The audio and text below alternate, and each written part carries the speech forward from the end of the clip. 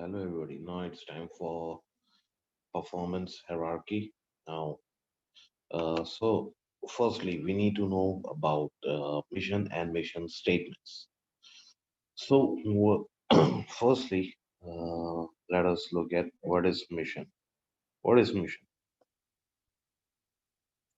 Mission is, number one, you can say, the purpose of organization. The purpose of an organization, that means why it came into being, right? Um, for example, the accountancy, why it came into being, obviously to provide the education to the students in the most comfortable means, right? That's my mission, and that is the purpose of accountancy. Now, secondly, vision. Now, vision, uh, where is business going to be in long term, right? Business going to be in long term. Now, what's long term? Stand for here. That means between 5 to 10 years, right? So you can say what gonna be a turnover? Is there any diversification plans, launching a new product, etc. Okay. Now, so far so good.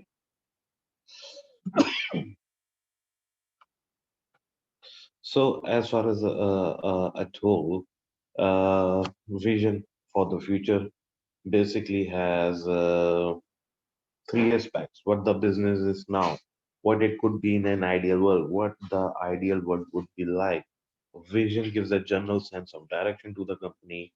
It is hope, enables flexibility to exist in the context of gilding idea. So that's vision. Then now let us look at mission statements. What is mission statement?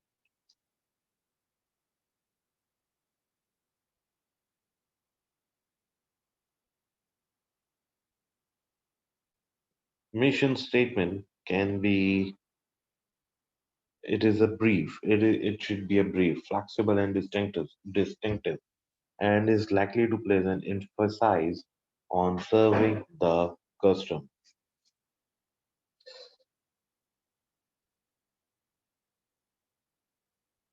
Mission statement should be brief, flexible, distinctive, and is likely to be placed emphasis on serving the customer. Provide a ready reference points against which to make decisions. Help guard against three being different interpretations of the organization stated, the purpose, right? So basically, what it is a brief, flexible, and distinctive statement about the purpose of organization,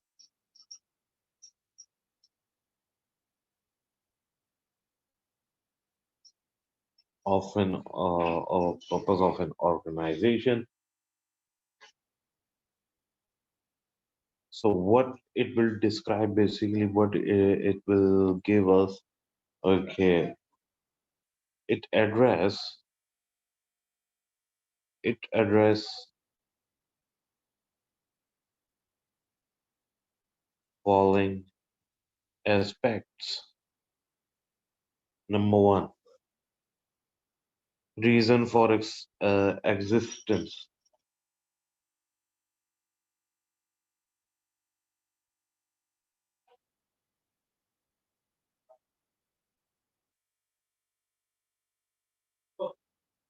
Identity of the stakeholder groups.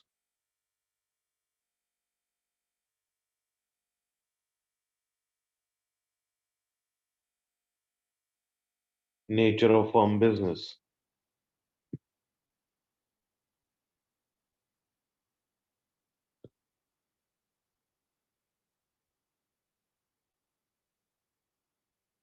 ways of competing with others, right?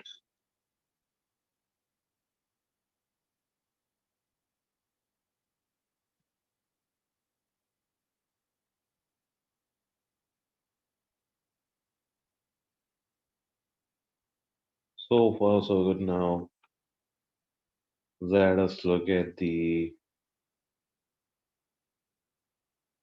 mission and strategic planning.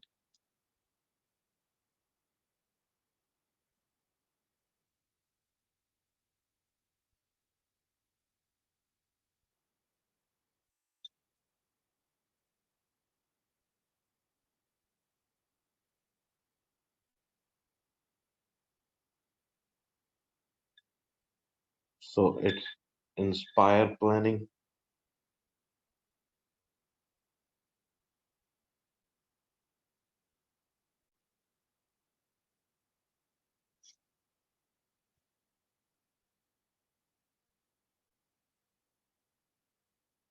Inspire planning plans should develop activities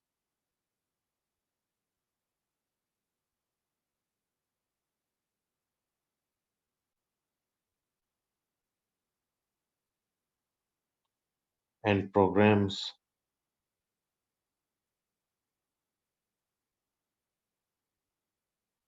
consistent with the organization mission.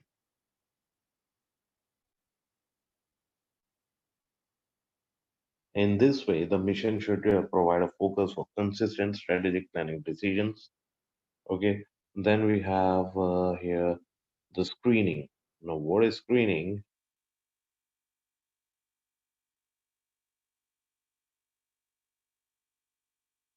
It also reacts as a reference point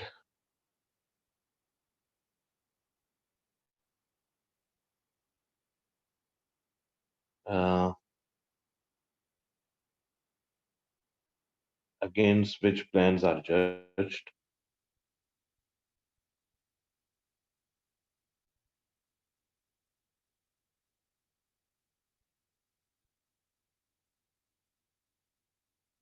For example, whether the plans are consistent with the mission and will help an organization to fulfill its mission.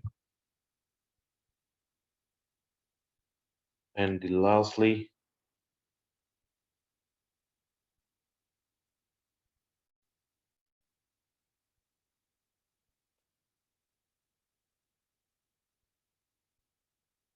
it also affects the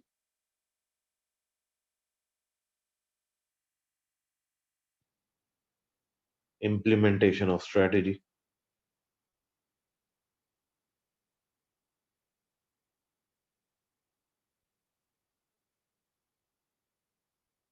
in terms of way in which organization carries out its business and though the culture of organization. So far, so good.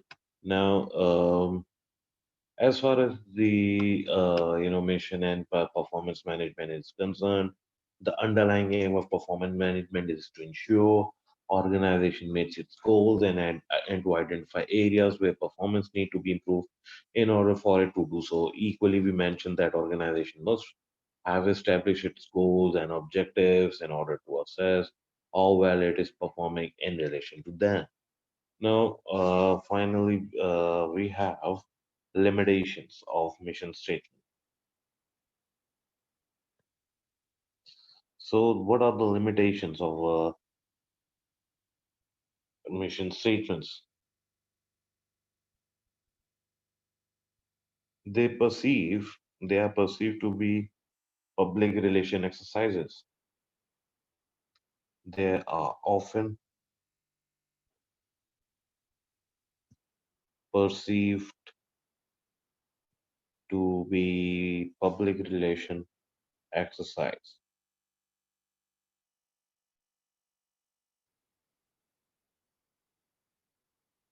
rather than an accurate portrayal of an organization's actual values.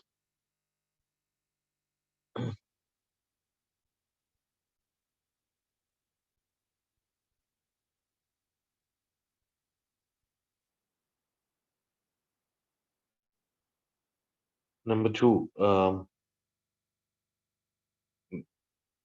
mission statement have little value in uniting behaviors and values in an organization,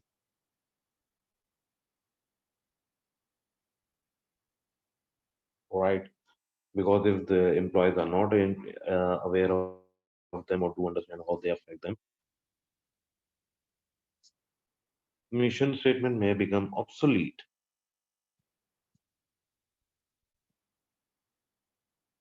may become obsolete if they are not revised over time to reflect changes in an organization, its market, or the external environment. So far, so good. I hope you got it till here.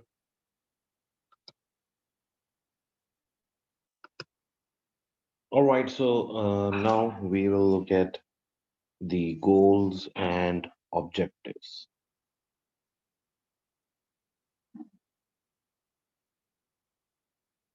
Goals and objectives are the words which are used somewhat imprecisely and to some extent interchangeably. However, we suggest the following as possible definitions for them.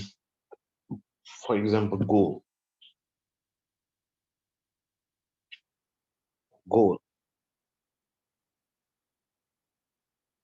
goals, or you can say goal is a longer term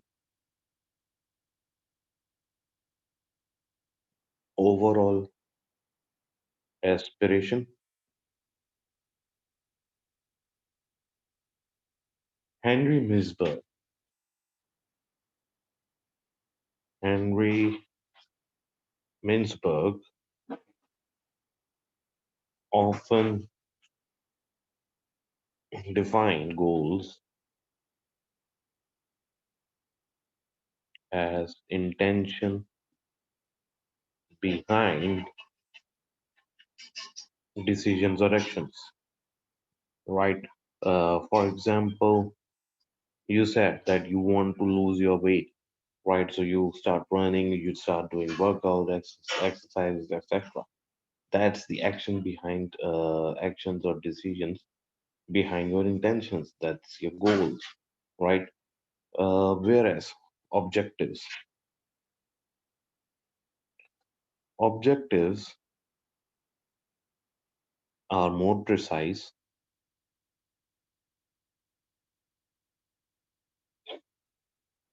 and should be quantifiable.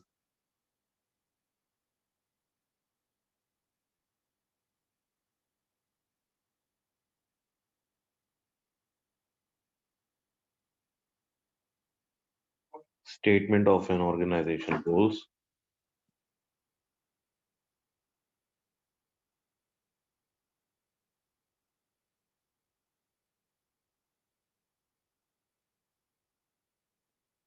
over a specific period of time. For example, again, you said earlier that you want to lose weight. Now,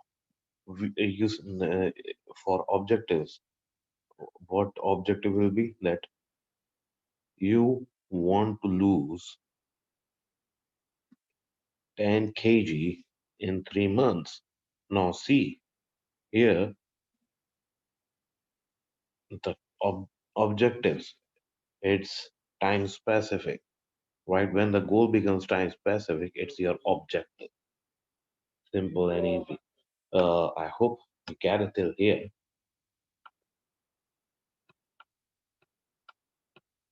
So a hierarchy for objectives now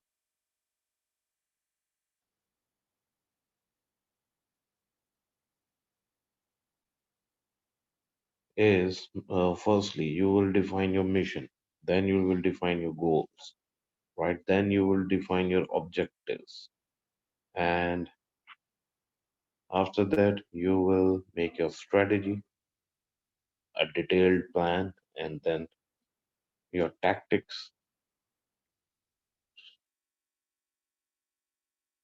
and up and after that operational plans. So these are the idea of the performance hierarchy underpins the idea of linked and cross performance pyramid, which which will be done in more detail in upcoming lessons, right? Uh, I hope you get it till here.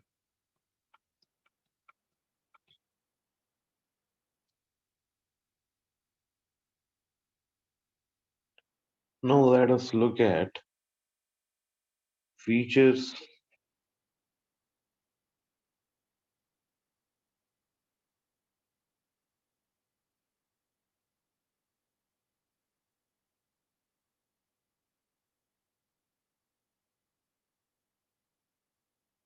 features of goals and objectives.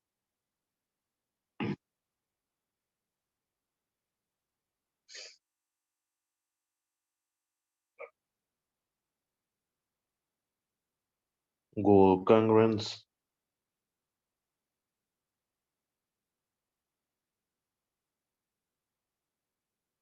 Goals should be consistent with each other,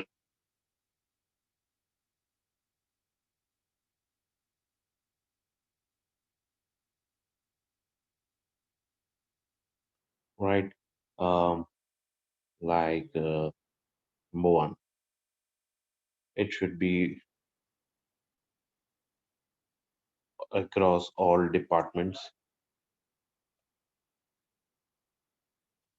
There should be horizontal consistency.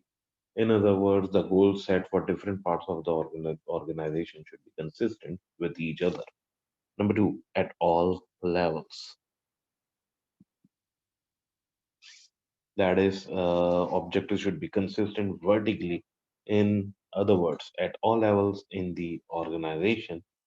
Number three, over time.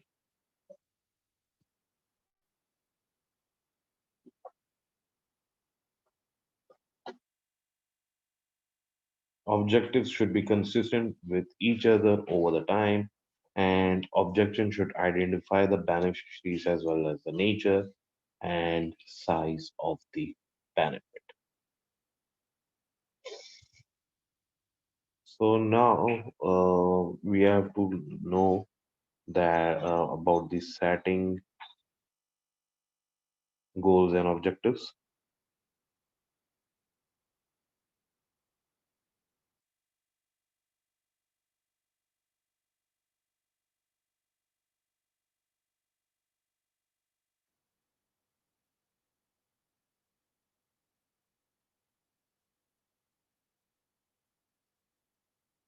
Setting goals and objectives, that is, organization can set goals and objectives in number of different ways. Like number one way is top down method approach, where goals and objectives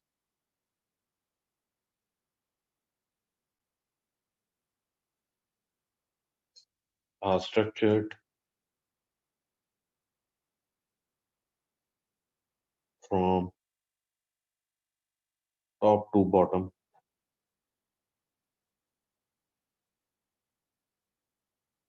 cascading process down the hierarchy with goals becoming more specific the lower down the hierarchy. Then we will have bottom up approach.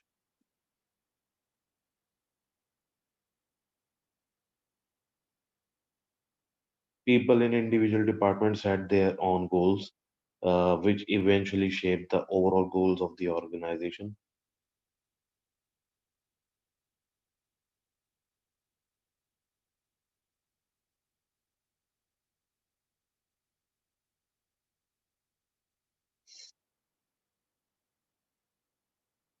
Set their own goals which eventually shape the overall goals of the organization.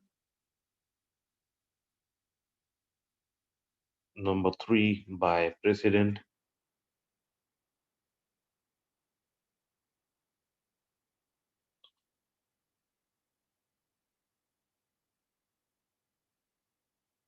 That means some goals are set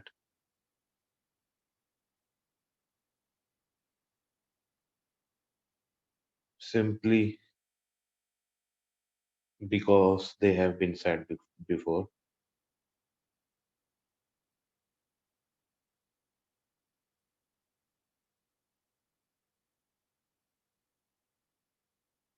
For example, last year sales targets plus 5%. Another method is by dictate.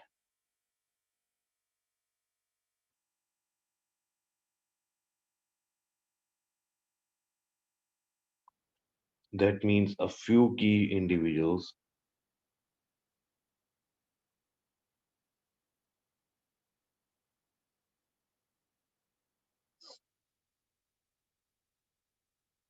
dictate what goals should be.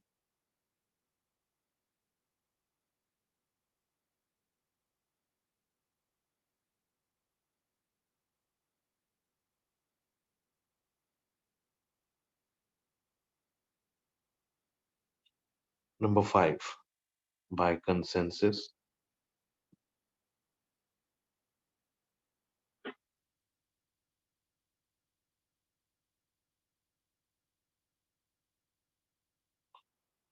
Goals and objectives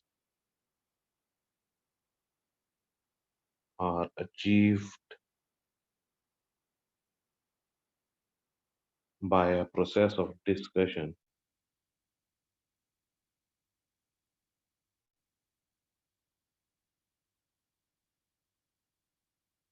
among managers.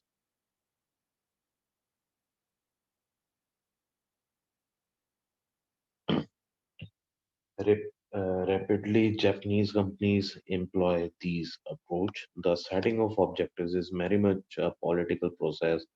Objectives are formulated following bargaining by the various interested parties, that is, shareholders obviously wants profits, employees want salaries and good working conditions, managers want power, the customers demand quality products and services. So, so far so good. Now let us look at the corporate objectives. So, what can be corporate objectives? I hope all you know what can be corporate objectives. Firstly, they should have competitive advantages. Oh, sorry, strategies.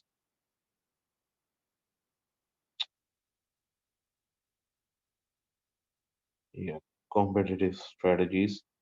Competitive strategies.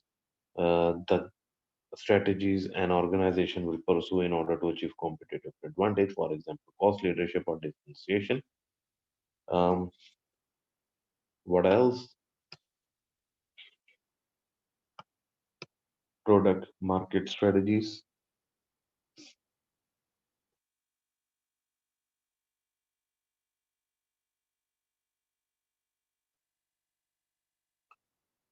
Product market strategies, which markets to compete in and the direction of growth. Uh, then we have a method of growth. Three, the method of growth.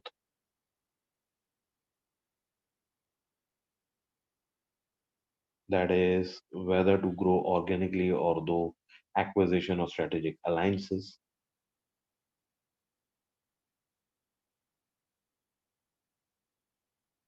So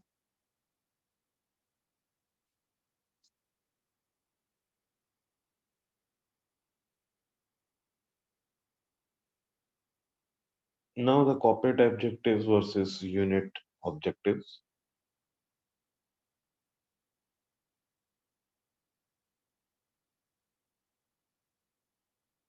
I already told you the corporate objectives. Now let us look at the unit objectives. What can be unit objectives which can be used versus corporate objectives? Well, the key factor for business success are number one, profitability. Number two, market share. Number three, growth.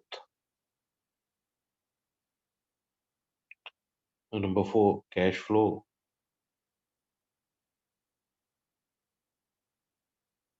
Number five, ROCE, return on capital employed. Number six, risk. Number seven, uh, customer satisfaction.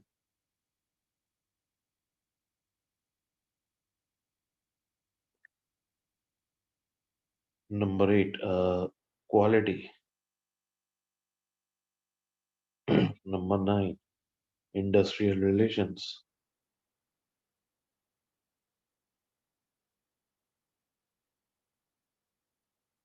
Number 10, added value.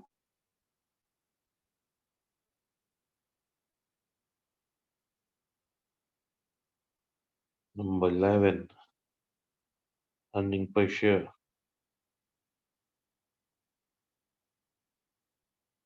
So far, so good. I hope you get it till here. Now,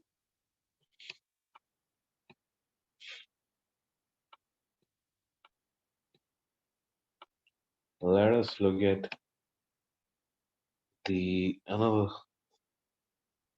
thing which we need to know in this area, that is objectives, critical success factor,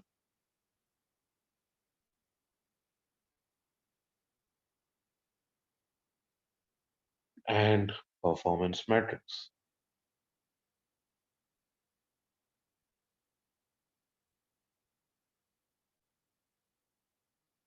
So,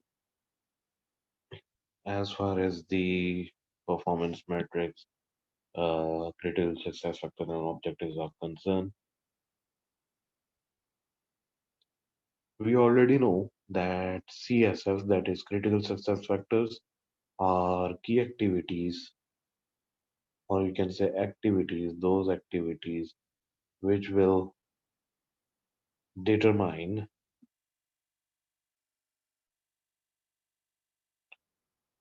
whether or not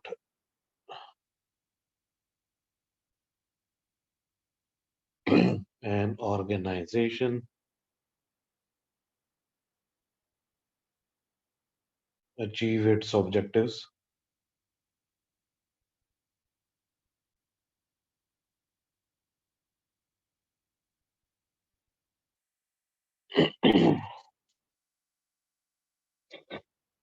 It is very important for an organization to measure how well it is performing in these key areas, right?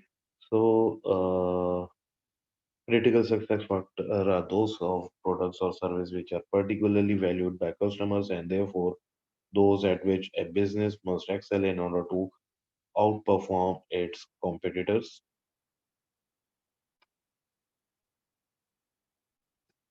So,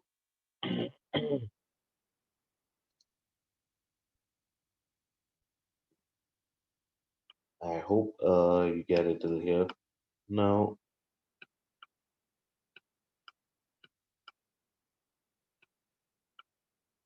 let us look at the sources of critical success factors.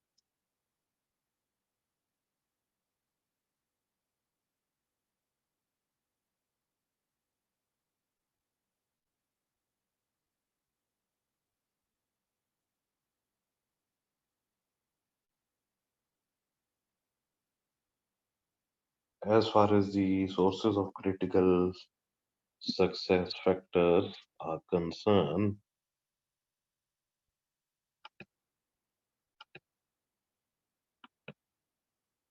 Okay, now then as we were looking at sources of critical success factor. Now, what are the sources of critical success factor? Number one, the industry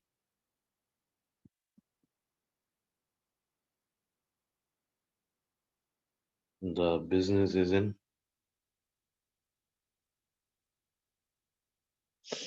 Number two, the company itself and its situation within the business, sorry, within industry.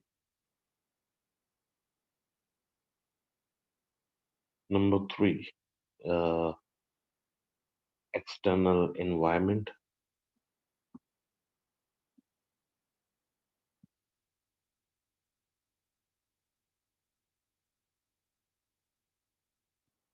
Number four, uh,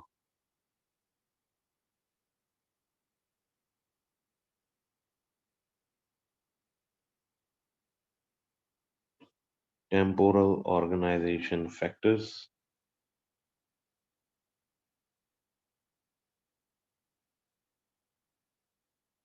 which are, which are areas of corporate activity that are currently unacceptable and research a cause of concern, such as high inventory levels, new laws of regulations, could also be seen as temporary factor. Okay. Um,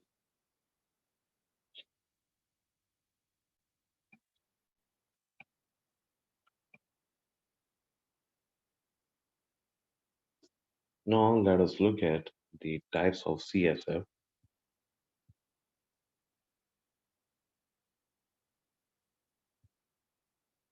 and what are those. Monitoring versus building.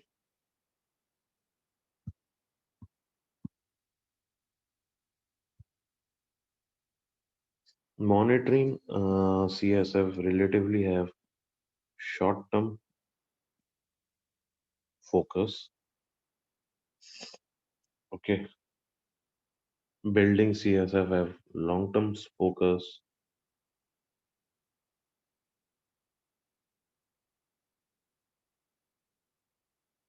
Monitoring involve scrutiny of existing situations.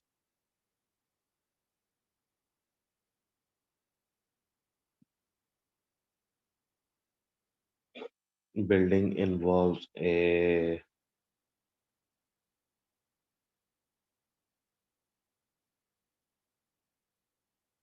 it they will be important for adopting changes in external environment.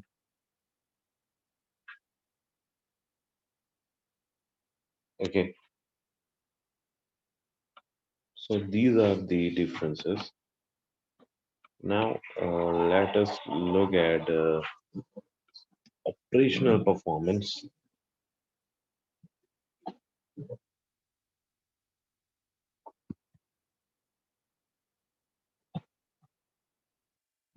Operational performance, whether strategy look at whether strategies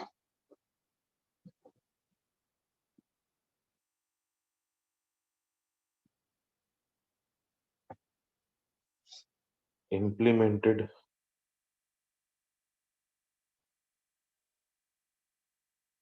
successfully or not ultimately depends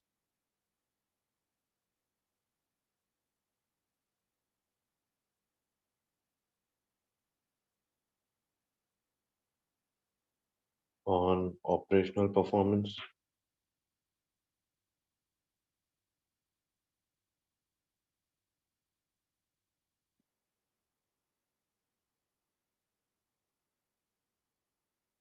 Operations are directly focused on value adding activities, right? So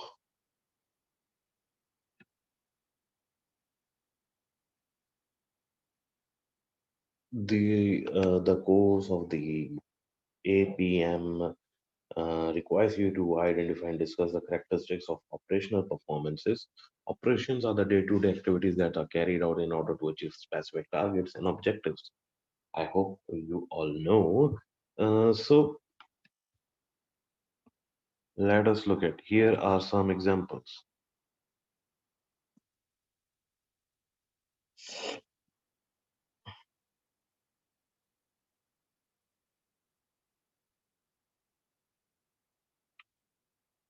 Here are some examples. For example, here's a sector, and then we have operations carried out by.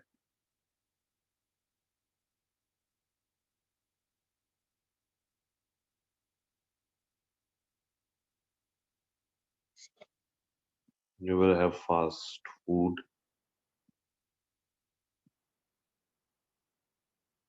for example, staff employed at McDonald's,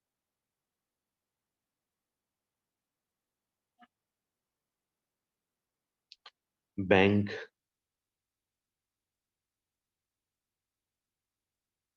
dealer on forex market,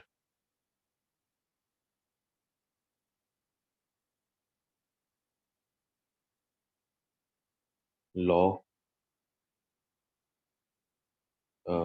solicitor finalizing the details of contract for a client,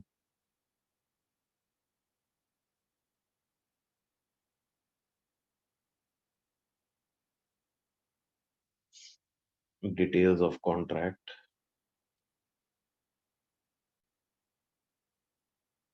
for client, call center,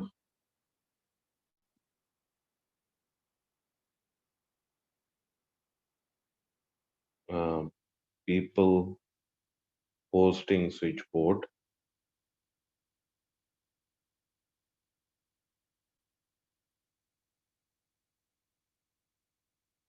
manufacturing like assembly line worker.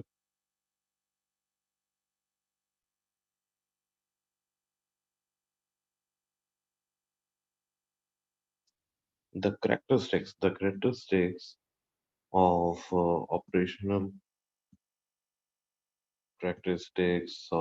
operational planning are customer facing.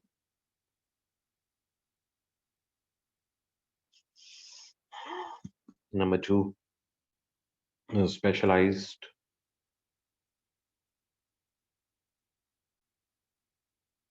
more likely to be routine,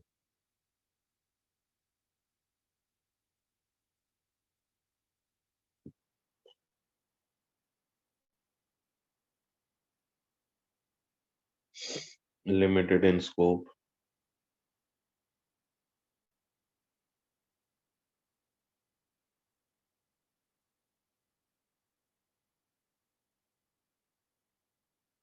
easier to automate.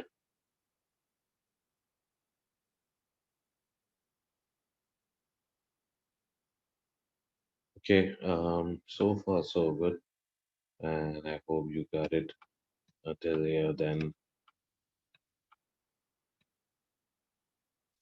now, let us look at and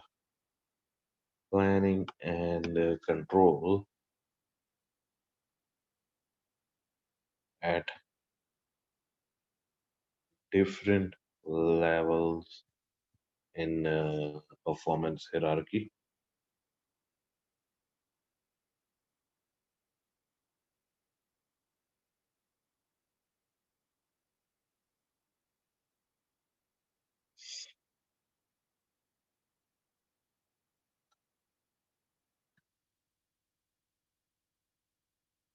like corporate plans.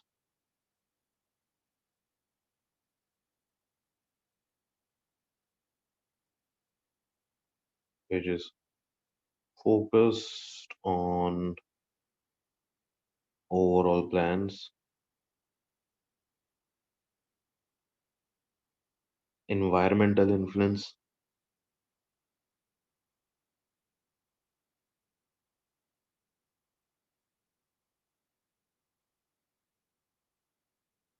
aggregate,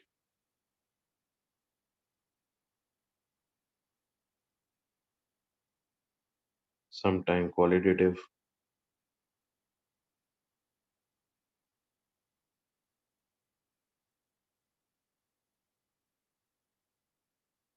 set plans and targets for departments and units.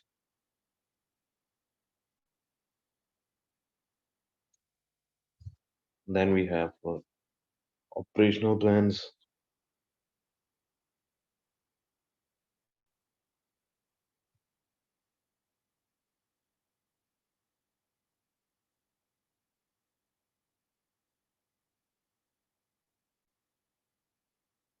based on objectives about what to achieve,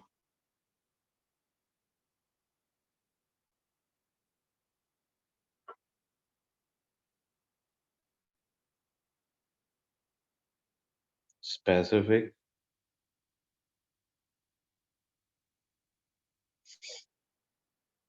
likely to be quantitative,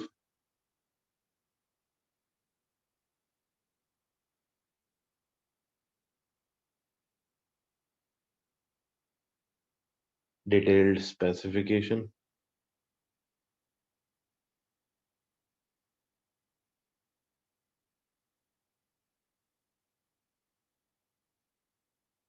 short time horizons,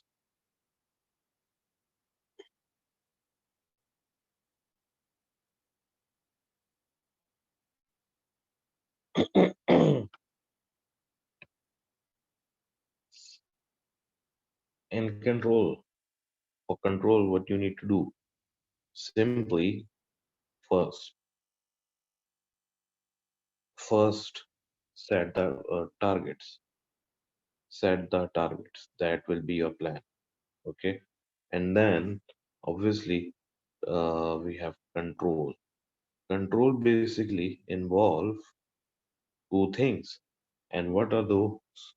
Firstly, measure. Uh, in measure, what you need to do, measure actual results against plan, right?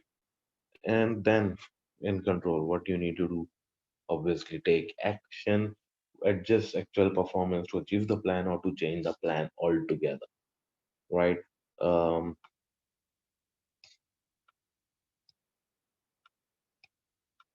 Now we have feedback. Now, feedback, what is feedback?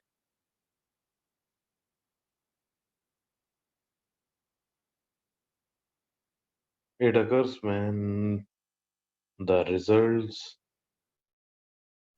output of a system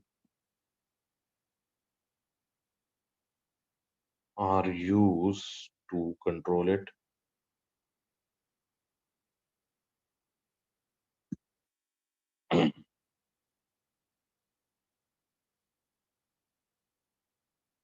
So we have various types of feedback. Firstly, we have negative feedback.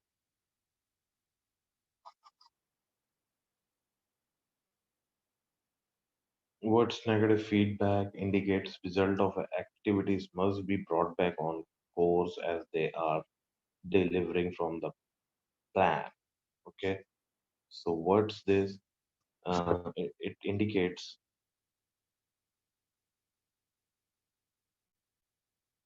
that results or activities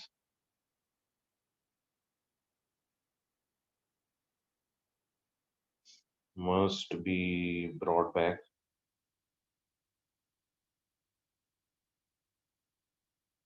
on course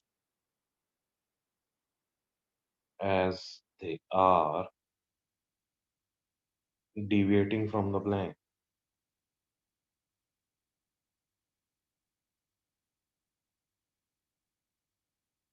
Then we have positive feedback,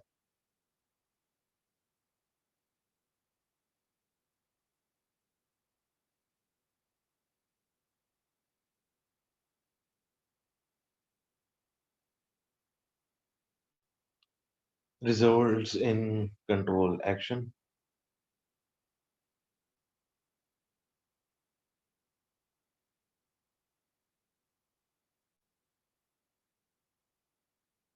continuing the current course.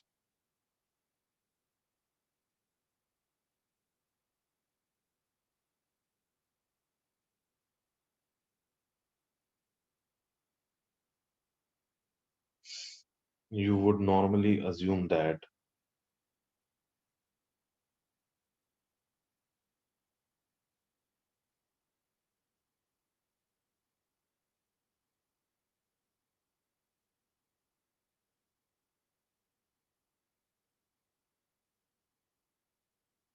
uh, assume that things are going according to plan,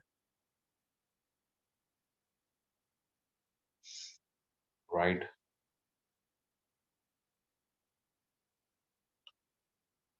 Then we have feed forward control.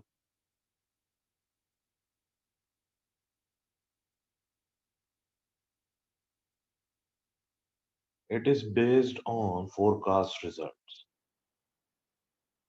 It is based on forecast controls, sorry, forecast results. In other words, if the forecast is bad, control action is taken well in advance of actual results. Now we have actually we have two types of feedback: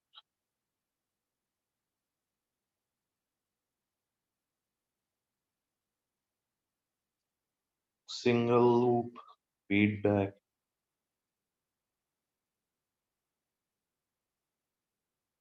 okay, and double loop feedback.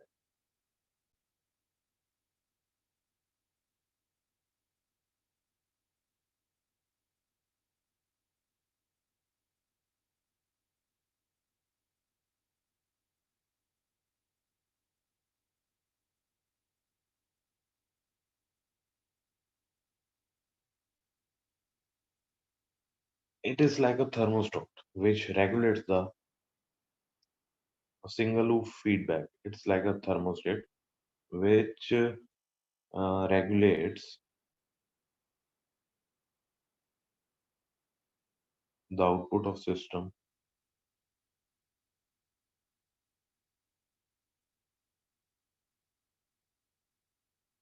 For example, if sales targets are not reached, control action will be taken to ensure targets will be reached soon. Double loop feedback is of a different order. It is information. It is information uh, used to change the plan